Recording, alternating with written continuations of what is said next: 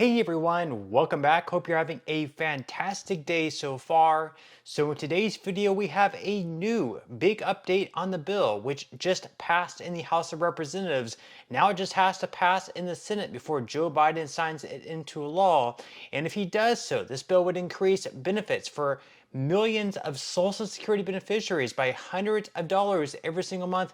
We are going to be going over the update on this bill in today's video. But before we go ahead and dive into it for today, if you would like to receive up to $9,000 in free stocks or $9,000 in free cash, in a pinned comment below, I will be leaving a link to Webull. All you have to do is once you click on that link is just sign up for a free account and then simply deposit at least 1 penny. At that point in time, Webull will be sending you 3 free stocks worth all the way up to $9,000. Okay, so once again, in today's video, we are going to be going over an update on a bill called the Social Security Fairness Act. This would increase benefits for millions of Social Security beneficiaries by hundreds of dollars every single month, depending on how much your benefits are lowered by currently. It would help offset that. And this would be in addition to the cost of living adjustment increase that was announced just last month back in October. So the COLA is going to be 2.5%. But if this bill also passes next year in 2025, we could have millions of Social Security beneficiaries looking at an increase of hundreds of dollars per month, like $500, $600 for certain people. So we are going to be covering that update in today's video as this bill now moves into the Senate. So according to CBS News, the Social Security Fairness Act is now in the hands of the Senate. Here's what could happen next. And I have to say, as much as Democrats say they are the party of the people and they really want to make life easier for people, keep in mind right now the Democrats do have the majority in the Senate. We have a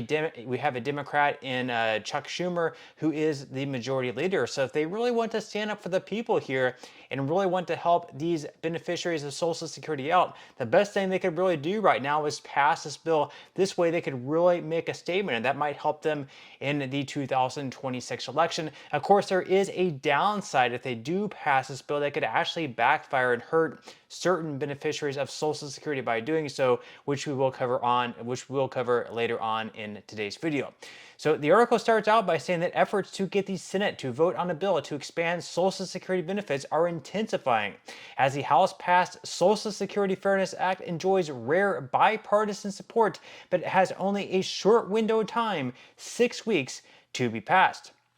Decades in the making, the legislation would eliminate a provision that reduces Social Security payments to some retirees who also collect a pension from jobs that aren't covered by the retirement program, such as state and federal workers, including teachers, police officers, and U.S. postal workers. It would also end a second provision that reduces Social Security benefits for those workers, surviving spouses, and family members. Various forms of the measure have been introduced over the years, but like many legislative proposals, they had failed to get enacted. Introduced by Representatives Abigail Spanberger, who is a Democrat in Virginia, and Garrett Graves, a Republican in Louisiana, the bill was passed by the House in a 327 to 75 vote late Tuesday night after a last-ditch effort to derail it by members of the ultra-conservative House Freedom Caucus failed. The WEP impacts about 2 million Social Security beneficiaries and the GPO nearly 800,000 retirees. So in total, right around 3 million Social Security beneficiaries are going to be impacted in a positive way if this bill were to pass, and they would see their benefits increase by, once again, hundreds of dollars per month. It could be $300 for some people. It could be $400 for others. It could even be like $600 for some folks. Now, what exactly happens next to the Social Security Fairness Act? So despite having 62 co-sponsors in the Senate, the bill still needs to be brought up for a vote by the chamber's leadership, and soon. The bill dies on December 31st at the end of the second session of Congress, which is what Benton said. Not only would this bill have to start from scratch, but a new person would have to introduce it. So basically, members of Congress have different terms. So if you're a member in the House of Representatives, you serve a 2-year term. These are unlimited terms, so you can be reelected. So you have to face your reelection every 2 years. In the Senate, you run 6-year terms, and you can run for reelection as many times as you want. So you can be in the Senate for pretty much your entire career. You could be in this. You could be like a senator for, let's say, like 60 years and serve 10 years of 6 years each. In the House, it's actually only you have to face reelection every 2 years. So their term was from 2023 through the end of 2024. Of course, we had the election take place back just a couple of weeks ago, back in November, and we had either House of Representative members, they actually won their reelection, or they lost the reelection. So we're either going to have new members come in to the House of Representatives in January 2025, or the same members from 2024. Regardless, it's going to be considered a new Congress. So what happens in 2025 is everything is going to reset itself. So if a bill that got introduced in this Congress never ends up passing, that bill is completely dead. No matter what, it would have to once again be introduced either by the same person if they won their reelection, or by a different person who is in Congress now that won their reelection, or a new member of Congress that came in that won their election this year in 2024. Now, they go on to say that if the Social Security Fairness Act comes up for a vote in the Senate, it is expected to pass, having already secured 62 co-sponsors, surpassing the majority needed to send it to President Joe Biden for his signature.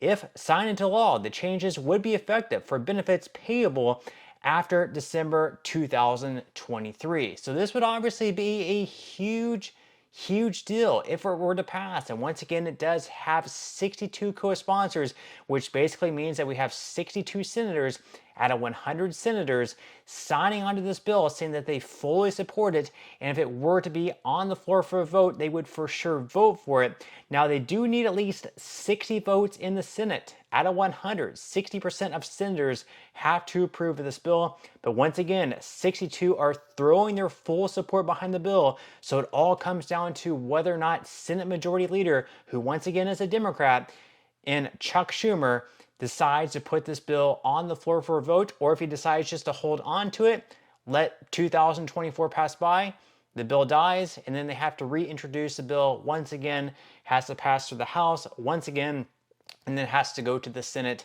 once again. It's really up to Chuck Schumer on whether or not he wants this bill to pass and have millions of Social Security beneficiaries receive this large increase. Now, they go on to say that as things stand now, the WEP reduces the Social Security benefits of workers who also receive a public pension from a job not covered by Social Security. For instance, that would include teachers who don't earn Social Security through their public school positions, but who work part-time or during the summer in jobs that are covered by Social Security, even though they pay into the system over enough quarters to qualify. So if you're a teacher, if you're a police officer, if you're a firefighter, maybe you're not getting paid enough in that career, so you're having to have another part-time job either during the weekends or whenever you're off your shift. Or if you're a teacher, maybe you're working in the summer. So during those jobs, you are paying into Social Security, but since when you're a teacher, you're not paying into Social Security, and instead you're receiving a pension, you're actually kind of penalized by receiving a lesser Social Security benefit than what you would have if you were not receiving that pension. So this bill would basically reverse that, where your Social Security benefit would actually increase and, sort of make it more fair for those folks. Now, the article goes on to say that the GPO impacts the spousal benefits of people who work for federal, state, or local governments, including police officers, firefighters, and teachers, if the job is not covered by Social Security. The GPO cuts by 2/3 the benefit received by surviving spouses who also collect a government pension, often offsetting benefits entirely. For instance, under the GPO, someone who receives a $900 spousal benefit from Social Security, but who also has a $1,000 non-covered pension, would see their Social Security benefit cut by $667. That would leave them with a $233 remaining spousal benefit from Social Security. Under the Social Security Fairness Act, the same person would receive the entire $900 spousal benefit, which in effect would be an increase for them of $667. That would be incredibly significant. Imagine, put yourself in their shoes. You're only receiving $233, whereas you should be receiving $900. This bill would give you an increase of $667. That would pay for a lot of things. That would pay for your monthly grocery bills, electricity, water, tons of stuff. This would really help those folks out. Now, if we go to Chuck Schumer's Twitter, he really doesn't mention a whole lot about this bill, which is pretty crazy, at least in my eyes. If you're having a bill that's of incredible significance, such as this one, and you were also excited about it, wouldn't you be posting something on your Twitter about it? Like, oh, this bill, the Social Security Fairness Act, just passed in the House. We look forward to putting it on the floor as soon as possible and voting for it. Instead, he talks about how the Senate Democratic majority has now confirmed 215 highly qualified judges.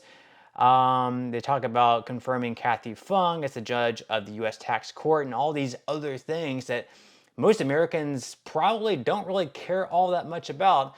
So if he was really excited about this bill passing in the House and now having control of passing this bill also in his chamber, I would think at least he would be posting about it. Maybe I'm wrong though. Maybe he's staying silent on it for some reason and still plans to vote on it. Let's wait and see though. But leave your thoughts and comments below. Would you like for this bill to pass?